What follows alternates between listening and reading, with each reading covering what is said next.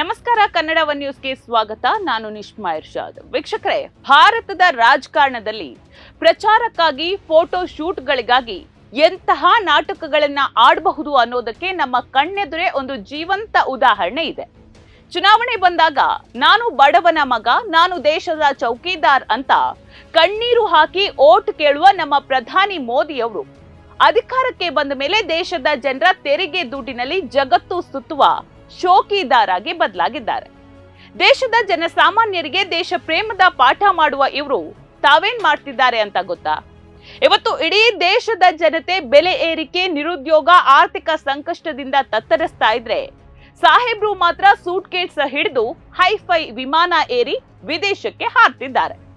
ಇವತ್ ನಾವು ಮೋದಿ ಅವರ ಈ ವಿದೇಶಿ ಪ್ರವಾಸದ ಅಸಲಿ ಮುಖವಾಡವನ್ನ ಮತ್ತು ಜನರ ದುಡ್ಡನ್ನ ಹೇಗೆ ಪೋಲಾಗ್ತಿದೆ ಅನ್ನೋದನ್ನ ಅಂಕಿ ಅಂಶಗಳ ಸಮೇತ ಬಯಲು ಮಾಡ್ತೀವಿ.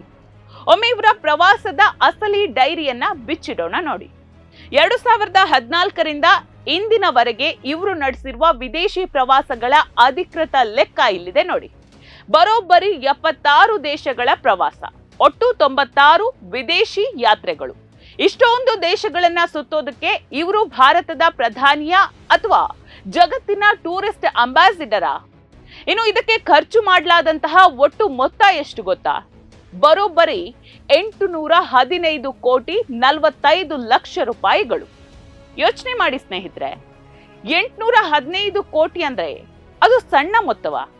ಈ ದೇಶದ ಪ್ರತಿಯೊಬ್ಬ ಪ್ರಜೆಯು, ಒಬ್ಬ ದಿನಗೂಲಿ ಕಾರ್ಮಿಕನು ತಾನು ಕೊಳ್ತಾ ಇರುವ ಉಪ್ಪಿನಿಂದ ಹಿಡಿದು ಪೆಟ್ರೋಲ್ ವರೆಗೆ ಕಟ್ಟುವ GST ಮತ್ತು ಟ್ಯಾಕ್ಸ್ ನ ಹಣ ಇದು. ಜನರ ರಕ್ತ ಹೀರಿ ವಸೂಲಿ ಮಾಡಿದ್ದ ಕೋಟಿ ಕೋಟಿ ಹಣವನ್ನ ಇವರು ವಿದೇಶಗಳಲ್ಲಿ ಹಾರಾಡೋದಕ್ಕೆ, 5 ಸ್ಟಾರ್ ಹೋಟೆಲ್ಗಳಲ್ಲಿ ಐಷಾರಾಮಿ ಜೀವನ ನಡೆಸೋದಕ್ಕೆ ರಾಜಾರೋಷವಾಗಿ ಖರ್ಚು ಮಾಡ್ತಾ ಇದ್ದಾರೆ. ಮೋದಿ ಅವರ ವಿದೇಶಿ ಪ್ರವಾಸಗಳ ಅಸಲಿ ಉದ್ದೇಶ ದೇಶದ ಹಿತಾಸಕ್ತಿಯೋ ಅಥವಾ ಸ್ವಂತ ಪ್ರಚಾರದ ಹಪಹಪಿತನವೋ? ಪ್ರತಿಯೊಂದು ದೇಶಕ್ಕೆ ಹೋದಾಗ್ಲೂ ಅಲ್ಲಿ ದಿನಕ್ಕೆ 4 ಬಾರಿ ಬಟ್ಟೆ ಬದಲಾಯಿಸೋದು, ಕ್ಯಾಮ್ರಾ ಎಲ್ಲಿದೆ ಅಂತ ಹುಡುಕಿ ಅಲ್ಲಿ ಪೋಸ್ ಕೊಡೋದು, ಫೋಟೋ ಶೂಟ್ ಮಾಡಿಸಿಕೊಳ್ಳೋದೇ ಇವರ ಮುಖ್ಯ ಕಾಯಕ ಆಗ್ಬಿಟ್ಟಿದೆ. ಕ್ಯಾಮ್ರಾಮ್ಯಾನ್ ಗಳನ್ನೇ ಜೊತೆಯಲ್ಲಿ ಕರೆದುಕೊಂಡು ಹೋಗಿ ಸಿನಿಮಾ ಶೂಟಿಂಗ್ ತರಹ ಪೋಸ್ ಕೊಡುವ ಪ್ರಧಾನಿ ಜಗತ್ತಿನಲ್ಲಿ ಯಾರಾದ್ರೂ ಇದ್ದಾರೆ ಅಂತ ಹೇಳಿದ್ರೆ ಅದು ನಮ್ಮ ಮೋದಿ ಅವರು ಮಾತ್ರ. ಇಷ್ಟೆಲ್ಲ ನಾಟಕಗಳನ್ನ ಆಡಿ 815 ಕೋಟಿ ಹಣವನ್ನ ನೀರಿನಂತೆ ಸುರಿದ ಮೇಲೆಯೂ ಭಾರತದ ವಿದೇಶಾಂಗ ನೀತಿ ಇವತ್ತು ಸಂಪೂರ್ಣವಾಗಿ ಹಳ್ಳ ಹಿಡಿದಿದೆ. ನಮ್ಮ ನೆರೆಹೊರೆಯ ದೇಶಗಳಾದ ಚೀನಾ ನಮ್ಮ ಗಡಿಯೊಳಗೆ ನುಗ್ಗಿ ಭೂಮಿಯನ್ನ ಕಬಳಿಸ್ತಾ ಇದೆ. ಮಾಲ್ಡೀವ್ಸ್ ನಂತಹ ಪುಟ್ಟ ದೇಶ ಕೂಡ ನಮಗೆ ಕಣ್ಣು ಕೆಂಪುಗೆ ಮಾಡ್ತಾ ಇದೆ. ನೇಪಾಳ, ಬಾಂಗ್ಲಾದೇಶಗಳೊಂದಿಗಿನ ಸಂಬಂಧ ಹಳಸಿ ಹೋಗಿದೆ ಬಿಡಿ. ಜಗತ್ತಿನಾದ್ಯಂತ ಭಾರತದ ಗೌರವ ಹೆಚ್ಚಾಗಿದೆ ಅಂತ ಡಂಗೂರ ಸಾರುವ ಭಕ್ತರೇ 815 ಕೋಟಿ ಖರ್ಚು ಮಾಡಿದ ಮೇಲೆ ದೇಶಕ್ಕಾದ ಅಸಲಿ ಲಾಭ ಏನು? ಉತ್ತರ ಶೂನ್ಯ. ಒಂದೆಡೆ ಕೋಟಿಗಳ ವೆಚ್ಚದಲ್ಲಿ ಸಾಹೇಬ್ರ ಪ್ರವಾಸಗಳು ನಡೀತಾ ಇದ್ರೆ, ಇತ ದೇಶದ ಒಳಗೆ ಬಡವರ ಮತ್ತು ಮಧ್ಯಮ ವರ್ಗದ ಜನರ ಕುತ್ತಿಗೆಗೆ ಬೆಲೆ ಏರಿಕೆಯ ಕತ್ತಿಯನ್ನ ಮಸೆಯಲಾಗ್ತಾ ಇದೆ. ಗ್ಯಾಸ್ ಸಿಲಿಂಡರ್ ಬೆಲೆ ಎಲ್ಲಿಗೆ ಹೋಗಿದೆ? ಪೆಟ್ರೋಲ್, ಡೀಸೆಲ್ ಬೆಲೆ 100ರ ಗಡಿ ದಾಟಿದೆ. ಕಡೆಗೆ ದಿನಬಳಕೆಯ ಹಾಲು, ಮೊಸರು, ತರಕಾರಿಗಳ ಬೆಲೆಯು ಸಾಮಾನ್ಯ ಜನರ ಕೈಗೆ ಸಿಗದಂತೆ ಗಗನಕ್ಕೇರಿದೆ. ಬಡವ ತನ್ನ ಮಕ್ಕಳ ಶಿಕ್ಷಣಕ್ಕಾಗಿ, ಒಂದು ಹೊತ್ತಿನ ಊಟಕ್ಕಾಗಿ ಬದುಕನ್ನೇ ತ್ಯಾಗ ಮಾಡುವ ಪರಿಸ್ಥಿತಿ ನಮ್ಮ ದೇಶದಲ್ಲಿದೆ. ದೇಶ ಇಂತಹ ಆರ್ಥಿಕ ಸಂಕಷ್ಟದಲ್ಲಿದ್ದಾಗ ಜನರ ಕಣ್ಣೀರು ಒರೆಸಬೇಕಾದ ಪ್ರಧಾನಿ ಸೂಟ್ಕೇಸ್ ಹಿಡಿದು ವಿದೇಶದಲ್ಲಿ ಮಜಾ ಉಡಾಯಿಸ್ತಿದ್ದಾರೆ. ದೇಶದ ಒಳಗಡೆ ಮಣಿಪುರ ಉರಿತಿದ್ದಾಗ ಭೇಟಿ ನೀಡಿದ ಪ್ರಧಾನಿ, ದೇಶದಲ್ಲಿ ಆಕ್ಸಿಜನ್ ಇಲ್ಲದೆ ಜನ ಸಾಯ್ತಿದ್ದಾಗ ಚುನಾವಣಾ ರ್ಯಾಲಿಯಲ್ಲಿ ನಗ್ತಿದ್ದ ಪ್ರಧಾನಿ ಈಗ 815 ಕೋಟಿ ವೆಚ್ಚದಲ್ಲಿ ಜಗತ್ತು ಸುತ್ತುತ್ತಾ ಇದ್ದಾರೆ ಅಂದ್ರೆ ಇವರ ಆದ್ಯತೆ ಎಲ್ಲಿದೆ ಅನ್ನೋದು ನಿಮ್ಗೆ ಸ್ಪಷ್ಟ ಆಗುತ್ತೆ ಅಲ್ವಾ? ಇದೇನಾ ನೀವು ಭಾರತೀಯರಿಗೆ ಭರವಸೆ ನೀಡಿದ್ದಂತಹ ಅಚ್ಚೇ ದಿನ್? ಇವರ ಮುಖವಾಡ ಎಷ್ಟು ಕರಾಳವಾಗಿದೆ, ಕ್ರೂರವಾಗಿದೆ ಅಂತ ಒಮ್ಮೆ ನೋಡಿ. ದೇಶದಲ್ಲಿ ಪೆಟ್ರೋಲ್, ಡೀಸೆಲ್ ಬೆಲೆ 100ರ ಗಡಿ ದಾಟಿದೆ. ದಿನಬಳಕೆಯ ಅಡುಗೆ ಎಣ್ಣೆ ಬೆಲೆ ಗಗನಕ್ಕೇರಿದಾಗ ಇದೇ ಸರ್ಕಾರದ ಮಂತ್ರಿಗಳು ಮತ್ತು ನಾಯಕರು ಜನರಿಗೆ ಯಾವ ರೀತಿ ಜ್ಞಾನ ಬೋಧನೆ ಮಾಡಿದ್ರು ನೆನಪಿದ್ಯಾ? ಪೆಟ್ರೋಲ್ ಬಳಕೆ ಕಡಿಮೆ ಮಾಡಿ, ಅಡುಗೆ ಎಣ್ಣೆ ಕಡಿಮೆ ಬಳಸಿ, ಸೈಕಲ್ ಬಳಸಿ ಅಂತ ಜನಸಾಮಾನ್ಯರಿಗೆ ತ್ಯಾಗದ ಪಾಠವನ್ನ ಮಾಡಿದ್ರಿ ಇವರು.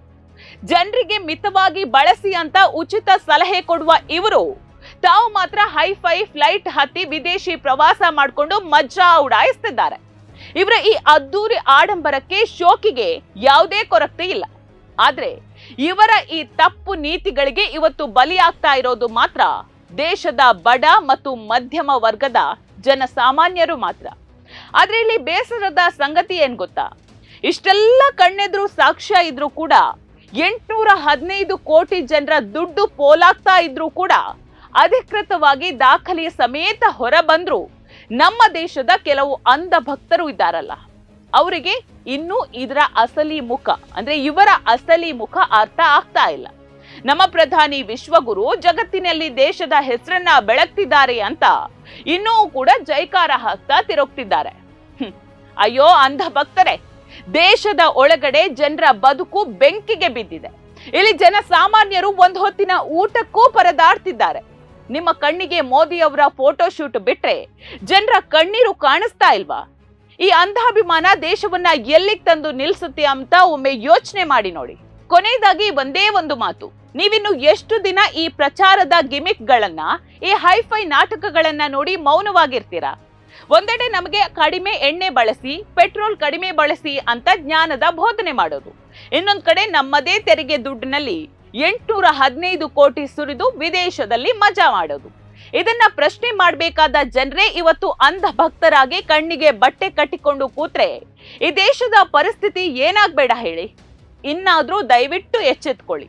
ದೇಶದ ಹಿತಾಸಕ್ತಿಗಿಂತ ತಾವೇನು ಹಾಕಿಕೊಳ್ಳುವ ಬಟ್ಟೆ ಮತ್ತು ಫೋಟೋ ಶೂಟ್ಗಳೇ ಮುಖ್ಯ ಅಂತ ಅಂದುಕೊಂಡಿರುವ ಈ ಶೋಕಿದಾರ್ ಸರ್ಕಾರಕ್ಕೆ ಪ್ರಜಾಪ್ರಭುತ್ವದ ಅಸಲಿ ತಾಕತ್ತನ್ನ ತೋರಿಸುವ ಸಮಯ ಬಂದಿದೆ.